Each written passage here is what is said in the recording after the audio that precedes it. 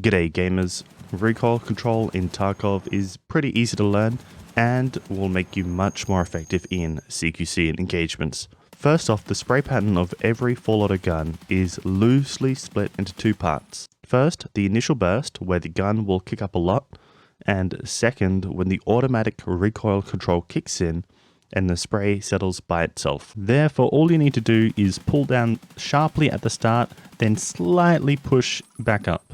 The speed of which the automatic recoil control kicks in is a hidden stat.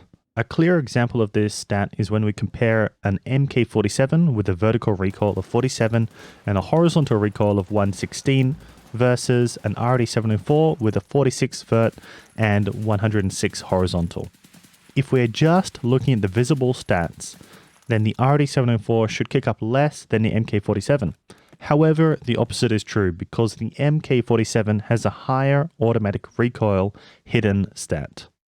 How much you pull down depends on the gun, so with every unfamiliar gun, I jump into factory offline, find a nice horizontal line, and just practice getting the initial 5 or so bullets tightly on that line. Once that is comfortable, then try spraying the rest of the clip. Horizontal recoil feels fairly random, so while you are spraying, just do your best to adjust it on the fly to keep tracking your target. You will also need to adjust if you get hit and aim punched. Your PMC's recoil control skill will reduce the amount of horizontal recoil, making your spray more predictable, since as it levels, you can focus more on just the vertical recoil. The weapon class skill also reduces your recoil a little bit, but I'm not sure if that applies to both vertical and horizontal. And finally, weapon mastery will reduce the amount of camera recoil. Your gun build will help a lot with recoil, so check out these gun build guides and don't be afraid to spend a bit of money. When you crouch, you will get a flat recoil buff compared to standing, and even more when you prone. So usually, if I am planning on spraying at a longer range, I will try to at least crouch. For Stims, Adrenaline will give you plus 10 recoil control for 60 seconds. It's not that useful unless you're willing to pop it just before a fight.